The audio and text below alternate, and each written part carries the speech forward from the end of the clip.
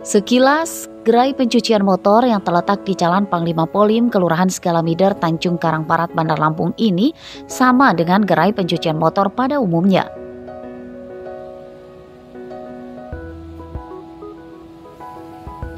Namun jika kita masuk gerai ini, ada hal yang berbeda. Ya, para pekerjanya menjalin komunikasi dengan cara mereka sendiri, sebab mereka merupakan para penyandang disabilitas tunarungu.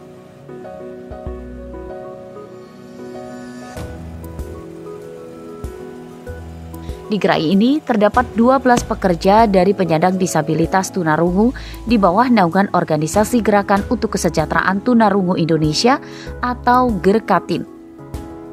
Mereka mampu bekerja dengan baik melayani konsumen. Mutu hasil kerjanya dalam mencuci motor pun tak kalah dengan para pekerja normal umumnya.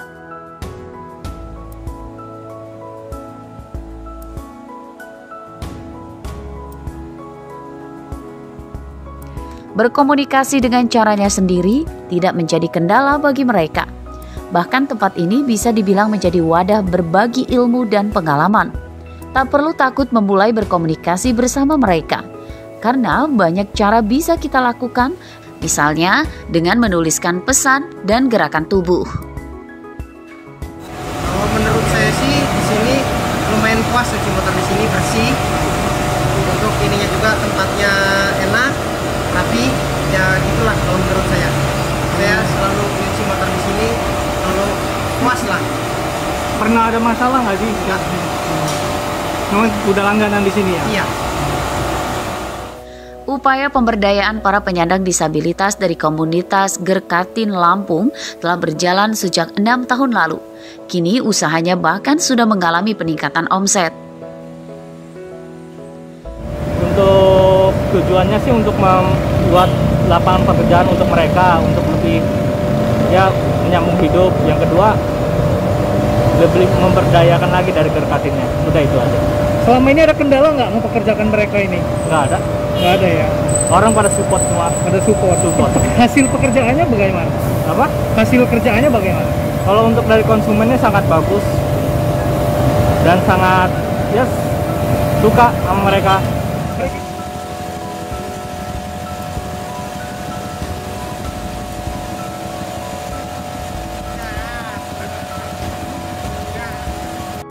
Pada Hari Disabilitas Internasional yang rutin diperingati setiap 3 Desember, mereka juga ingin menyampaikan bahwa meski memiliki keterbatasan, tapi juga mampu diperdayakan seperti warga lain pada umumnya. Andri Kurniawan melaporkan dari Bandar Lampung.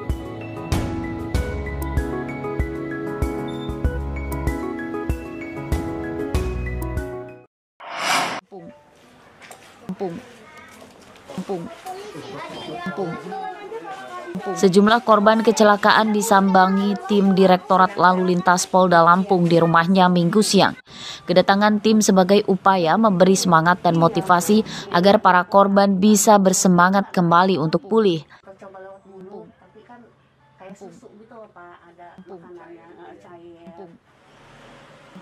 Mereka antara lain Yudi Purnama, warga Kelurahan Kangkung, Kecamatan Truk Betung Selatan, Bandar Lampung, dan Sumarno, warga Kecamatan Kemiling, Bandar Lampung. Keduanya adalah korban kecelakaan lalu lintas yang kini masih menjalani perawatan di rumahnya karena mengalami luka berat.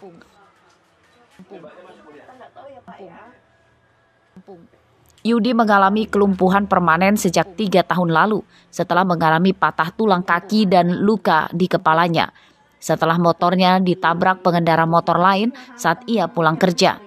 Sementara Sumarno yang merupakan pengemudi ojek daring mengalami patah kaki setelah motornya ditabrak mobil beberapa bulan lalu. Dalam kunjungannya, tim juga memberikan bantuan kepada keluarga korban sekaligus memperingati momen Hari Disabilitas Internasional 2021. Membantu sesama dan meringankan beban masyarakat yang mengalami laka dan sebagainya.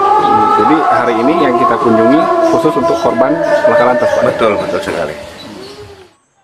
Pihak keluarga berharap ada mukjizat agar korban bisa diberi kesembuhan dari Tuhan dan bisa beraktivitas seperti sedia kala. Baik, mohon doanya untuk adik saya supaya biar cepat sembuh, normal kembali seperti dulu. Terima kasih. Selain menyalurkan bantuan, Ditlantas Polda Lampung juga akan terus memberikan dukungan moral kepada para korban agar tetap bersemangat serta bangkit kembali meski dalam kondisi keterbatasan fisik. Robi Laste melaporkan dari Bandar Lampung.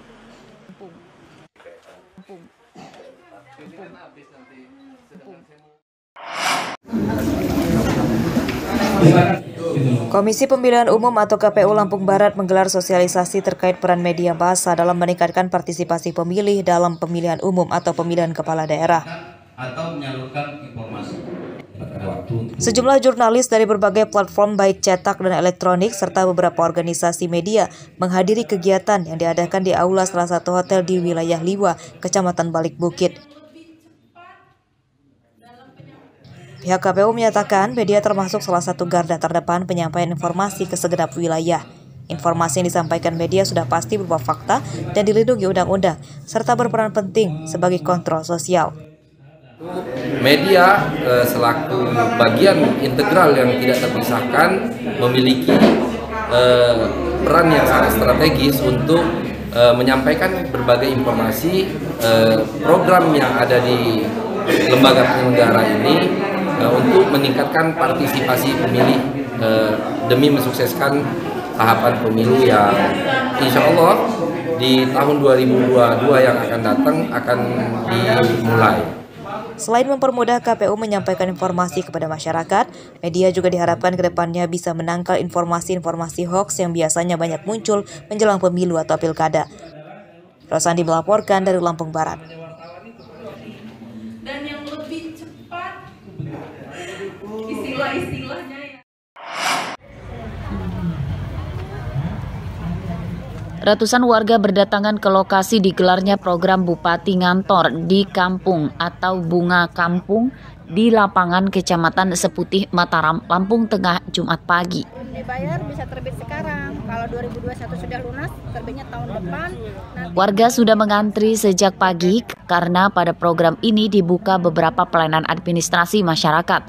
Antara lain pelayanan pembuatan kartu keluarga, KTP, akte kelahiran, SIM, BPJS, vaksinasi, hingga donor darah.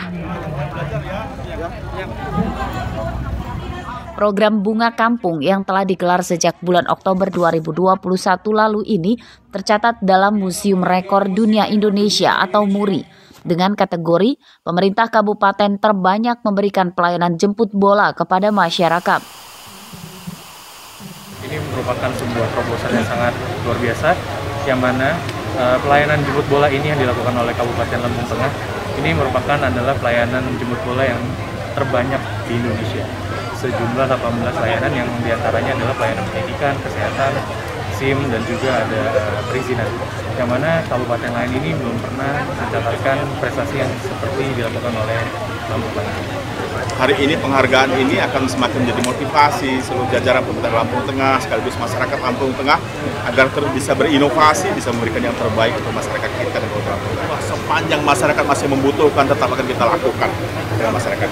Ya, sambil kita akan persiapkan semuanya berkaitan masalah cetak KTP-nya nanti ada di kecamatan, pembayaran pajak juga nanti semuanya. Insya Allah akhir Desember launching saya berkaitan Samdes kita juga pembayaran pajak cukup di tingkat kecamatan dan semua akan kita lakukan.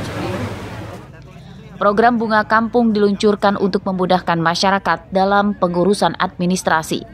Kabupaten Lampung Tengah memiliki 28 kecamatan yang terdapat 311 desa di dalamnya. Selama ini banyak warga yang mengabaikan mengurus administrasi kependudukan sebab jaraknya dari desa ke pusat kantor pemerintahan di Gunung Sugih sangat jauh. Ari Susanto melaporkan dari Lampung Tengah.